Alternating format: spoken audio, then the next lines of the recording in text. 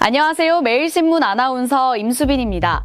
오늘의 국내외 정치 이슈 알아봅니다. 첫 번째 소식입니다. 윤석열 대통령은 27일 내년도 예산안을 심의 의결하기 위한 자리에서 지난 정부는 5년 동안 400조 원 이상의 국가 채무를 늘렸다며 재정 부담이 크게 늘면서 정부가 일하기 어렵게 만들었다고 지적했습니다. 그러면서 앞으로 고령화로 인해 건강보험과 연금 지출을 중심으로 재정 운용에 상당한 어려움이 예상된다며 허리띠를 바짝 졸라매서 비효율적인 부분을 과감히 줄이고 꼭 써야 할 곳에 제대로 돈을 써야 한다고 강조했습니다.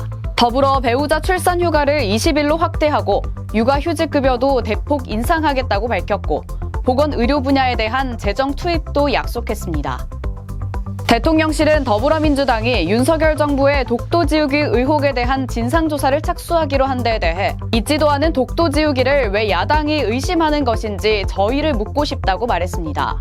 이들은 공공기관에 설치된 독도 형상 조형물이 철거되는 등 일련의 친일 행위가 이어지고 있다는 주장인데 대통령실은 야당의 이딴 발언이 도를 넘었다고 판단했고 정혜전 대변인은 독도는 역사적으로 지리적으로 국제법상으로 우리 영토라며 우리의 영토 독도에 대해 거대 야당이 영유권을 의심하는 게 더 큰 문제라고 강조했습니다. 다음 소식입니다. 한덕수 국무총리는 27일 보건의료노조가 총파업을 예고한 것에 관해 파업과 같은 극단적인 행동엔 동의할 수 없다고 밝혔습니다.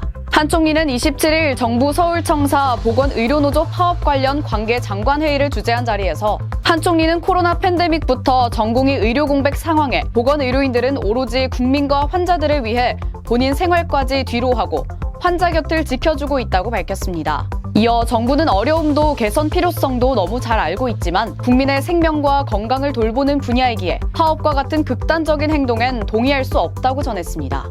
다음 소식입니다.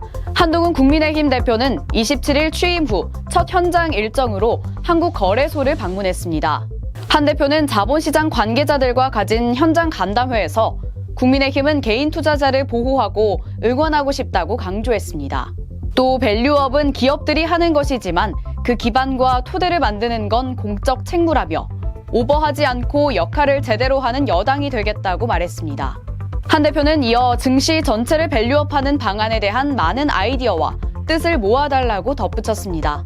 마지막 소식입니다. 북한이 자폭형 무인기 드론 성능 시험 장면을 2013년 3월 이후 11년 만에 공개했습니다.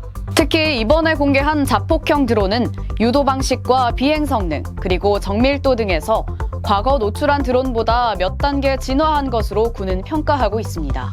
김정은 국무위원장 참관하에 진행된 이번 성능 시험에선 러시아제 자폭형 드론과 유사한 기종도 등장했는데 우리 정부 당국은 러시아가 북한에 드론 관련 핵심 기술을 이전해줬을 가능성에 무게를 싣고 있습니다. 지금까지 매일의 정치 이슈 임수빈이었습니다.